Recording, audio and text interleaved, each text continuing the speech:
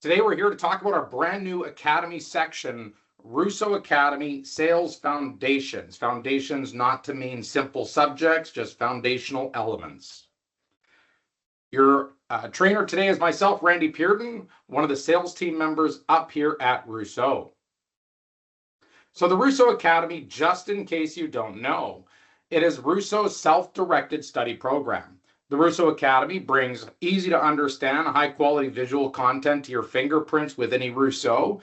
The coursework can be downloaded to share with clients or team members. So if you're doing a presentation, you can download those elements.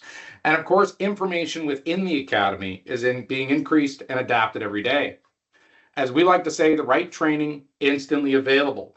You can see here on the screen, Sales Foundations is a brand new section. So when you're going in there, you've got a new section. Now today, to kind of give you a little bit of what's in this brand new section, we're going to cover why Sales Foundations, a very interesting concept of entry and exit barriers, which you may or may not be familiar with. And we're going to finish off with alternatives to mezzanine. Of course, there's a bunch of other sections as well. So first up, why Sales Foundations? What does that mean? So we were talking about the subjects and we decided we want to put together something to address those gaps. What we do know is customer engagement has evolved significantly in recent years, from a traditional relationship-first approach to a more strategic blend of connection and consultative value. So as the industry leader, we've developed a series of strategies, tactics, frameworks designed specifically to strengthen and elevate your sales processes in a given subject. Now, of course, there's the question, does that matter if you're going out and you're talking to customers you know? Quite frankly, in the past, simply feeling the difference of a Rousseau drawer or knowing somebody was enough to turn a prospect into a lifetime customer. The reality is the market has shifted. Today, many buyers are either unwilling or unable to engage physically with the product. So new strategies must replace that tactile, old school experience while still reinforcing the facts that products can meet and exceed expectations. Also, another thing that we've seen shift in the marketplace, it used to be past success was pretty much guaranteeing your future. That's not necessarily true anymore. A growing challenge is that having product in place no longer guarantees you're going to get that future order. So within the multiple elements of the module, there's different ways to, use design elements, features, and specs, or create other specific barriers to secure that long-term customer loyalty. Now, barriers to market, entry, and exit, you might have heard them called different names, locking in value or competitive insulation. There's something very commonly used at the OEM level, but they're easily deployed within your own companies.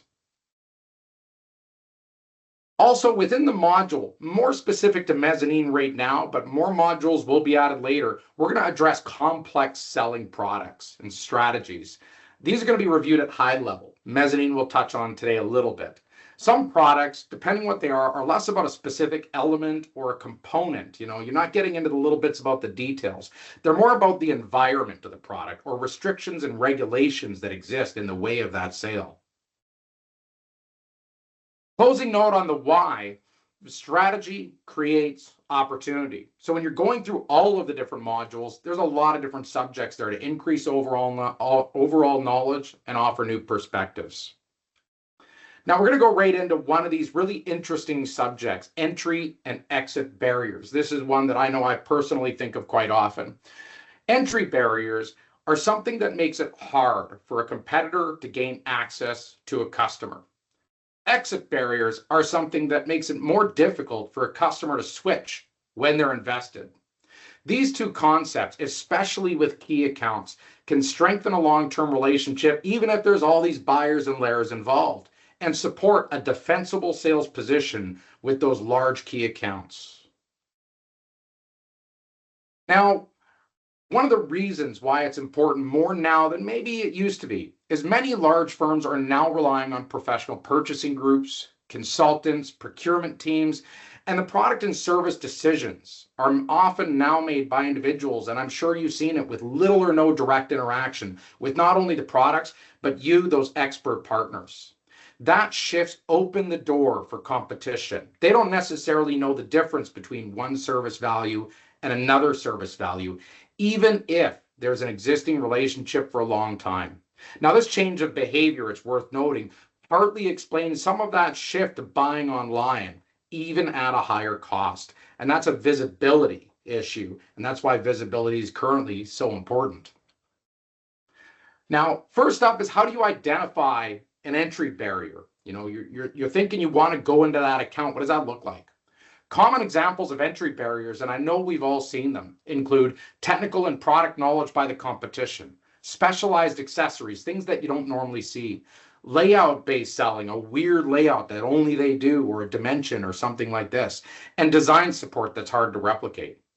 These barriers help protect a relationship by adding values that are not easily replaced by a lower cost or less experienced competitor in the marketplace.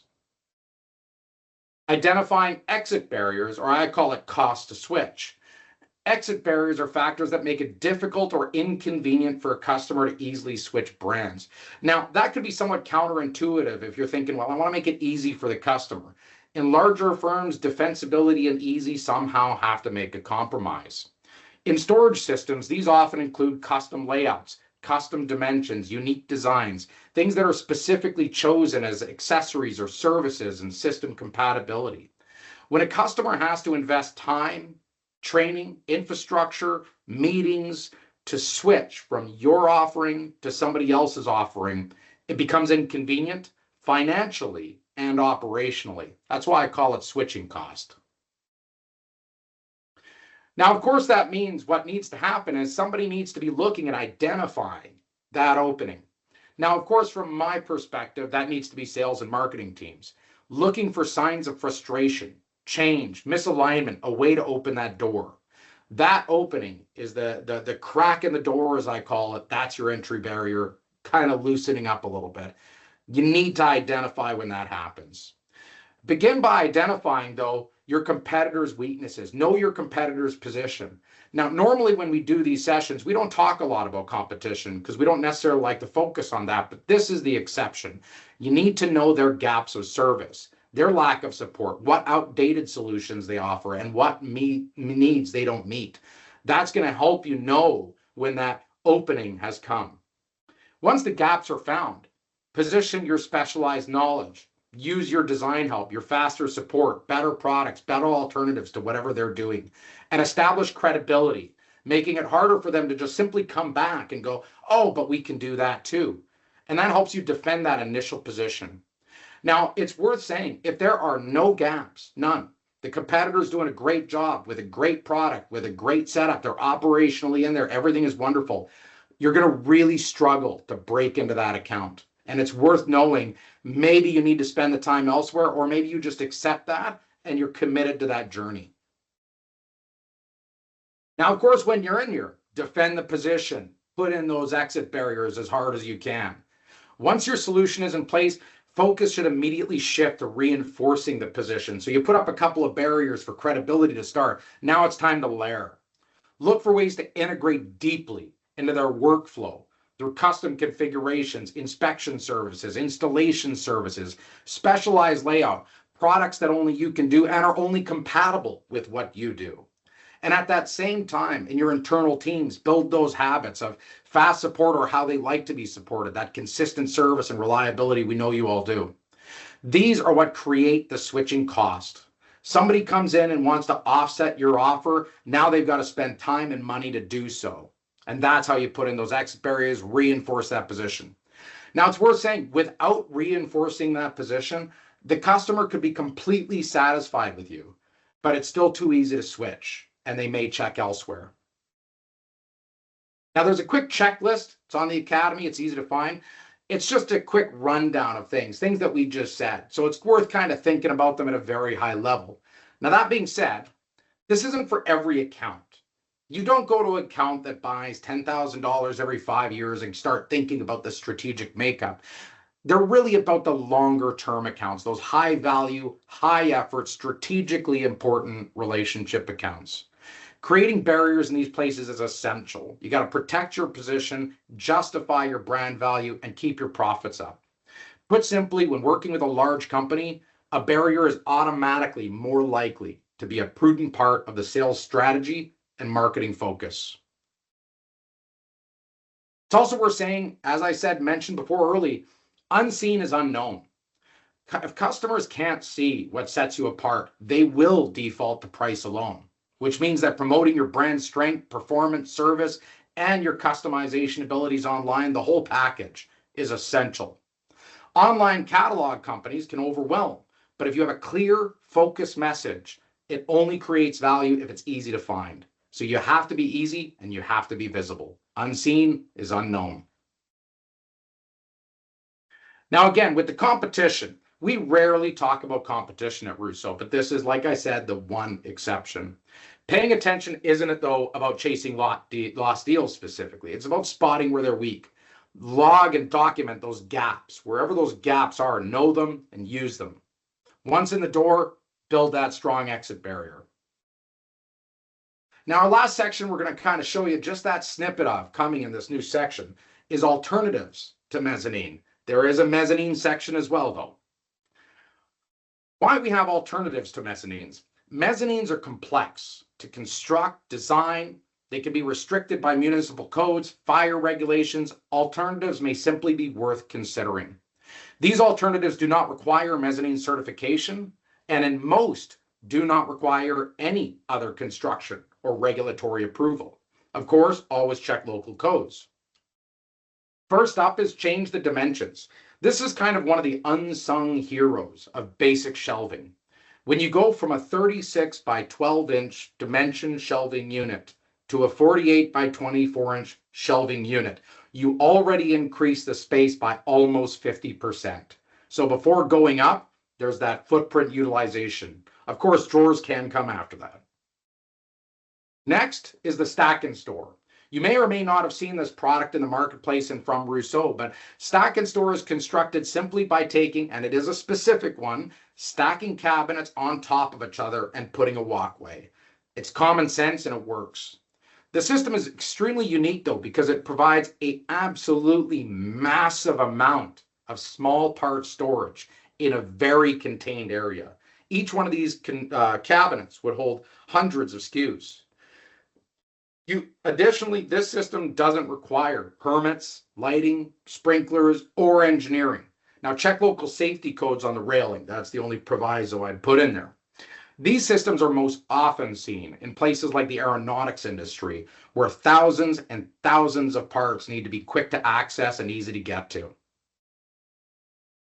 Next up is mobile aisle systems. And you guys, I'm sure many of you have your preferred brands.